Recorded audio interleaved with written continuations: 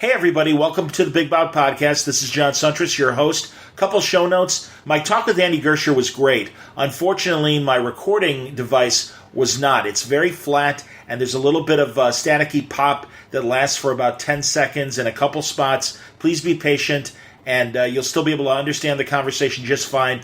It's just there's no... It doesn't sound like stereo. It certainly doesn't sound like the quality you're hearing right now. If you have questions or comments about the show, reach me via email, john@wordballoon.com. This Big Bout Podcast is part of the Word Balloon Podcast Network. I do a pop culture show called Word Balloon, and this is another one of the shows. I'm feeding my boxing Jones that I've had since covering the sport for 16 years for Burt Sugar and Boxing Illustrated, and also in Chicago media on outlets like The Score, the sports talk station in Chicago, CBS 2 Chicago, and other media outlets as well. One more commercial, and then we're going to get into the show. I really appreciate you listening. Thank you. Hey everybody, welcome back to the Big Bout Podcast. This is John Suntress. Great talk with Andy Gersher coming up in just a couple minutes. I did want to go over a couple of the big stories that have hit the wires, though, since the last time we talked. Well, Errol Spence has certainly been through a lot. He has recovered from his ridiculous car crash. God, I was working at my news job at CBS News here in Chicago the day that it happened, and the initial words were, he's expected to survive, which certainly sounded ominous. And God, what terrible timing in terms of happening right after his big wins against Mikey Garcia and Sean Porter this year, and just a couple weeks after the Porter win. It sounds like he was very lucky to survive the crash. Maybe the fact that he wasn't wearing his seatbelt had a big factor on that. All that said, it looks like he will be on schedule to resuming his fight career in early 2020. Sadly, the same can't be said for Patrick Day, who fought on the undercard of the Alexander Usyk fight, and very sad to hear that he did pass away from his knockout loss. And all we can say is it's a terrible thing. It's the second ring death that I'm aware of this year in boxing. And that's always something that is conflicting to hear about, and certainly makes us all think about this sport that we love so much, and unfortunately some of the tragedies that occur inside the ring. What can I say? I'm excited about the Regis Progress Josh Taylor fight coming up next weekend.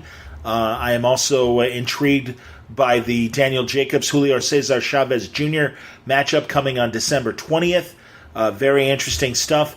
But I also was really impressed with Triple G and Derevyanchenko. I thought that was a really interesting fight. Andy and I talk a bit about that. People say that Triple G is looking shot, Gennady Golovkin.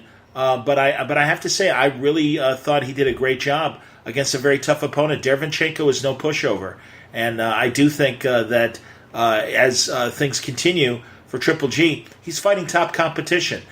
We'll compare how Triple G did to when Canelo fights Sergey Kovalev coming up next month. We'll see. I mean, it seems again that I don't like the fact that they keep delaying the third fight. I want to see it. I think more fans want to see it than some of the jaded responses I've seen on blogs and on videos where people feel like the matchup has already been I guess determined that Canelo's the superior fighter. I just don't believe that, and I do think that Triple G still has enough in the tank, and especially will be up for Canelo in a way that he won't be for other fighters as they make him wait and finally reach that ultimate rubber match that I think he greatly deserves. We talk about the Canelo and Kovalev matchup with Andy and get into a lot of great subjects. Now, I should say I recorded this conversation on my iPhone. It's a little flat, and you can hear everything fine, but it just sounds just very dull and flat as compared to what you're hearing right now. I apologize for the drop in sound quality. I will do better in the future, but this was kind of an impromptu thing where I wanted to talk about what has been happening lately in boxing. And Andy is a great CBS Sports reporter and news writer and a massive boxing fan, and he was there for the Usyk fight card at the Wintrust Arena in Chicago, and he talks about the venue. It's becoming a regular destination for DAZN, and I hope to be there for a future matchup. I wasn't able to. I had to work. I had to work in radio that night. So it was great to get his firsthand thoughts. I certainly watched the fight on DAZN and was thoroughly entertained. I think Usyk is a great heavyweight prospect. And as I say in this conversation with Andy, I think the sky's the limit. And if I were any of the title holders, or a linear champion in the case of Tyson Fury, I'd be very wary about the prospect of matching up against Alexander Usyk. I think it would be a great matchup. So here is my conversation with Andy Gersher about a lot of what's going on in today's boxing on the Big Bout Podcast. It's not technically his heavyweight debut because he's fought David Haye and a few others, but now he officially has moved up from cruiserweight and had this big fight against Witherspoon, and you were there. First time in Wintrust. Tell me about that venue. That Absolutely. place was it's phenomenal. It's the perfect size. It's the perfect size arena for boxing. Okay. Because if you go to a United Center, it's maybe a little too big for an event like that. I saw Chavez fight at the United Center. I know exactly what you mean, man. Gets a little bit more intimate. Yeah. And the other thing is the Ukrainian crowd there. We were talking about this earlier today, how with the singing of the anthem, and they really showed up in force, and it was like a scene right out of Rocky. Well, we got a big Eastern European population here in Chicago. It makes sense for these fights to make it here, and I'm glad Eddie Hearn. It seems like the Wintrust in Chicago is a DAZN destination, and we're going to see more fights there as well. When you have a fight that Michael Buffer's there, know it's that a real fight. We're talking a real deal. Sure. And and that's the beautiful thing about Chicago is you have the Ukrainian crowd that shows up, Polish folks showing up. Andrew Galata, man, I was there for all of his fights in the 90s. So having that Eastern European element to it really adds another level of flavor. Now to the fight itself, it was impressive. Took a little while to kind of fill each other out.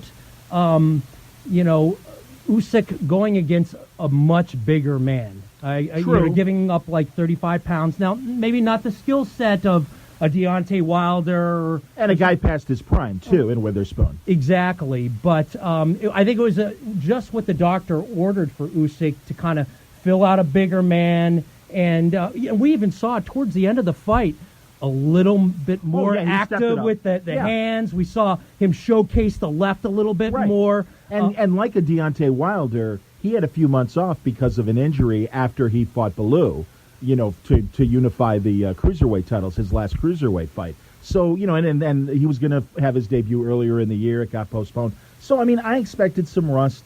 I expected it to go a little bit. It went to Hoyle. And now I can't believe, though, they are rushing him to a potential title fight. They want him to fight Joshua and the Ruiz winner. We were hearing something today that Anthony Joshua might be on the menu here. Well, he's got to get past Andy Ruiz first, Junior, and maybe good luck with that, because I'm not even convinced that. Joshua took a nasty loss, and the one thing about Ruiz Jr. is he gets right in the pocket. Oh yeah, and you know what, Anthony Joshua. It didn't seem like he was used to that or was able to handle that. And is that going to happen again, John? Well, that's the question. I can appreciate Joshua being surprised by Ruiz in the first fight. But much like, and you and I know this, man, these are converted heavyweights or converted boxers, really, whereas Ruiz and Usyk have been fighting since they were little kids. So it's funny because I've certainly seen people go, I don't know how Usyk's going to do against these big guys. We saw Andy Ruiz, who's got the weight but certainly doesn't have the size, potentially to fight these big guys. But they have been fighting since day one, and small, talented heavyweights have been beating bigger heavyweights for decades. And they have the skill set. Yes. And in Usyk's case, great hand speed. Yes. I love the way he uses his jab to disguise his left. Totally. The guy has got some skills, maybe not a Loma type skill set. Oh, sure. Well, who else is Lomachenko? Even Bud Crawford and some of the other talented fighters, man. But as far as skill sets for a big guy, 100%. Oh no, hey man, and listen, Bellew was definitely at the end of his career, but still a very talented fighter. He really impressed me through that entire World Series of Boxing tournament at cruiserweight. Really, this is the most exciting cruiserweight to move up since Holyfield. And I don't think that's hyperbole saying that. And the interesting thing, you mentioned Holyfield. Now, they're talking about moving Usyk up, but, if I'm not mistaken, didn't Holyfield had about a half dozen fights that kind of build up to some real competition. Oh, yeah. Oh, absolutely, man. Bert Cooper and I can't remember names offhand. Alex Stewart, I want to say, might have been a pre-title fight for Holyfield. It was like six prep fights before he really got into the juice of, the new weight class for him. Yeah, and that's what surprises me because I know Eddie Hearn's jewel in the crown is Anthony Joshua, and certainly the winner of this Joshua Ruiz fight. I'm surprised, and again, it's so weird how they rush certain guys, but other guys, we got to let the fight marinate, as Oscar De La Hoya would say. Well, and it's interesting, back to the Anthony Joshua thing, I think for Anthony Joshua, an Usyk matchup might actually be a better situation for him than an Andy Ruiz. Maybe, although, again, I think we're dealing with talented, smaller guys. Yeah. And to be honest, I am more intrigued by a Ruiz-Usyk fight than I am, right away getting to Usyk and the other Joshua and the other big men and everything. So, yeah, we got, your thoughts as, I know you're a big heavyweight fan. Any thoughts on Deontay Wilder's Luis Ortiz challenge again? Well, again, it was competitive somewhat last time. It's hard to get somebody, first of all, to go up against Wilder because he's someone of talent. Yeah, someone of talent because he is so vicious. Andy, I'll tell you, man, the fact that Ortiz is a southpaw and he uses both hands well, he's fast for a big man, and I think it was very competitive, and frankly, I think the ref saved Wilder from that 6-round knockdown. He was hurt a bit. And that's why, man, if it was it's just like Tyson Fury with the eye. And it kind of pisses me off because that's really when you see, this is the house fighter, and they bend over backwards to let a fight continue and let a fighter go on. And speaking of the Fury fight, a great performance by Fury to work through that, especially 100%. Early on. Now I don't remember ever seeing a nasty cut, but if it would have been anybody else, they would have stopped it. That fight wouldn't. And Wallin, and also it's easy to dismiss these opponents, especially coming from Europe, because we don't see them very much. And Otto Wallin, did a great job. And everyone was pissed when he pawed at the wound, and I get that, and I agree and stuff. But I think he, even losing, you're going to see him in the mix and fighting another top heavyweight. I think it's definite. Oh yeah, so much better of a show than Tom Schwartz. Certainly. And Wallin really brought it, and it was a good performance. And if you're in his position and you're going for the heavyweight championship. Anything goes. Hey, man, as much as we love Holyfield could be a really, really dirty fighter at times. Man. So you're in the mix there, and you want to be king of the hill. Yeah, you get a baby paw at that a little bit. Give a little love. Open it up. Can you imagine if it would have been much worse? They would have had to stop that fight. Of course. Now he's in a position where he's starting to call the shots. So and also I really like his trainer Joey Gamache, the old WBA junior lightweight fighter. I always appreciated his career in the 90s and followed him, and I even saw him lose to Arturo Gatti at the Garden on an Oscar De La Hoya undercard. So I think it always helps when a European gets tutelage from an American trainer, and Gamache knows what he's doing. So I would watch out for Wallin. Well, and I'm glad you spoke about his trainer, because that right there versus Fury's previous competition, Tom Schwartz. And he didn't have the right trainer. The guy was way over his head. Where Otto Wallin, and you mentioned, you have a good trainer. It makes a world of difference, especially when you're preparing, the likes of a Tyson Fury. Yeah, a title fight. No, and I have to say, Fury continues to impress me. I was a detractor prior to the Wilder fight last December, but he continues to impress me, and I do think that he's the man to beat. And it'll be very interesting when he and Wilder, should they both, win their... Well, I guess... I don't know. Actually, two things. One, I don't know if they've rescheduled the Wilder fight with Fury.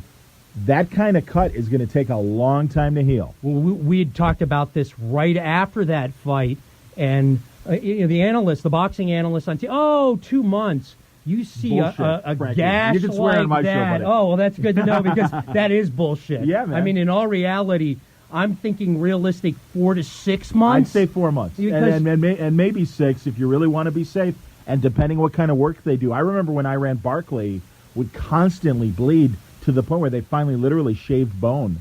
and let him repair himself that way, because it was causing him to lose fights, and they were stopping fights, or he was just natural. He was like Chuck Wepner, the Bayonne bleeder back in the 70s and 60s, the guy who fought Ali that inspired Rocky and everything. No, man, it can be really, really bad. And also, and again, it happened in the fight, but it reminds me of Pacquiao and Mayweather before their fight, when Pacquiao had the injury.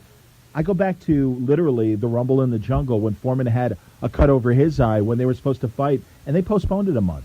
And I bet it cost them a lot of money from a promotional standpoint, even in the 70s, to do that. But everyone was playing by the rules. Andy, I got to tell you, man, I watch this stuff, but partially having the years that I've watched, I mean, it just seems like the sport is more, if not dirtier, just compromised by promoters kind of getting their way with their house fighters. Well, and it speaks to, we've had a number of fighters who can't pass drug tests. Right. And this just happened with Usyk, absolutely. Yeah, exactly.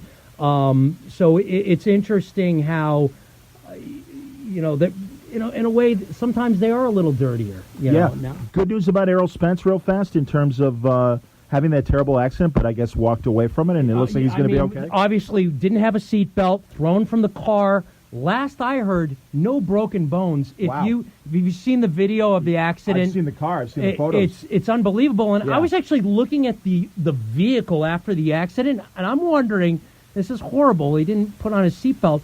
I'm wondering if being thrown from the car actually may have saved him. Possibly. You're right, man. That wreck was nasty. Yeah, man, and it was such a shock coming off that big win against Sean Porter. And, so we'll see how much this delays whenever his next fight is. What else did I want to ask you about? Triple G, obviously, struggled a little bit against Derevyanchenko. It wasn't a surprise to me. Derevyanchenko gave Danny Jacobs all he could handle, and I think is a solid middleweight.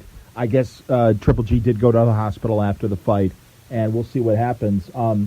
Let's talk about Canelo Alvarez. Obviously, interesting fight, reminiscent of Sugar Ray Leonard going up against Daniel Lalonde back in the day. I got to be honest, Andy, when I heard about this fight initially, I'm like, stunt, not interested, and shame on you.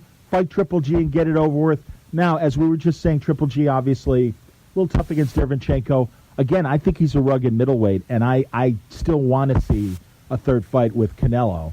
Let's address that first. I do too. I think it's a must, and we think it's a must. It was what the body of work so far has been really, really entertaining.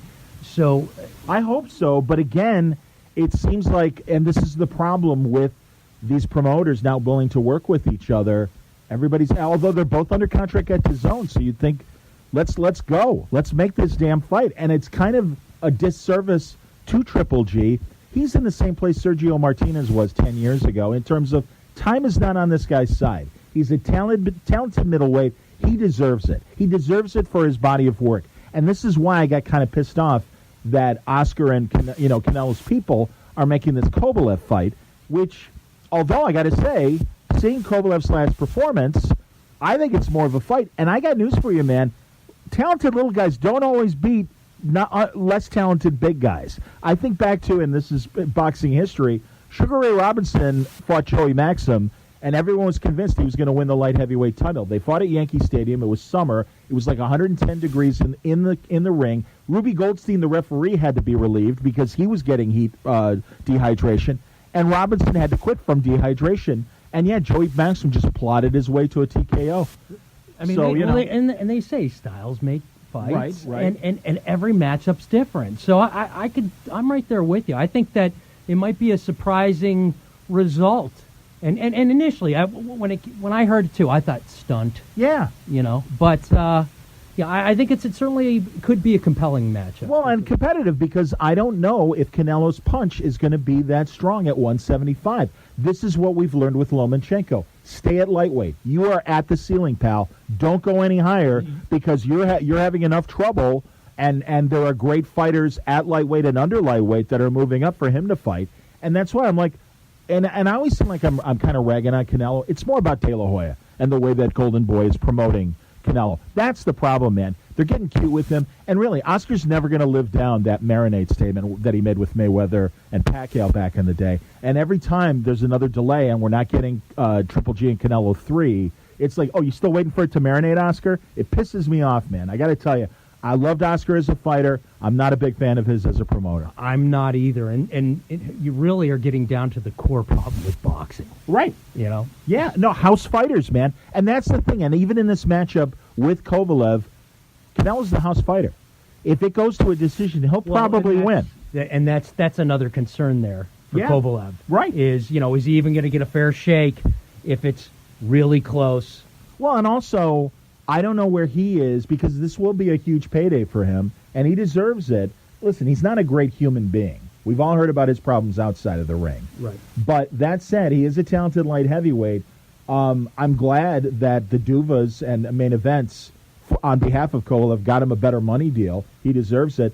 And I don't know, this could be, hey, great payday, see you later. I mean, because he's certainly not getting any younger either. I don't know what's left to prove. I mean, Bivol obviously fought. You watched Bivol, by the way. Well, and I was going to bring him up. Bivol fought in the Saturday night. Right, the Usyk undercard. In the undercard. He looked really good. Oh, no, he's a solid light heavyweight contender, absolutely. And again, his opponent had a little bit, seemed like a little bit of a lazy jab, and he totally exploited that. I thought he looked technically really sound the other night. I was impressed. I was fairly impressed by his performance. In the final HBO cards, before they wrapped up their coverage of boxing, they featured Bivol on a couple of cards.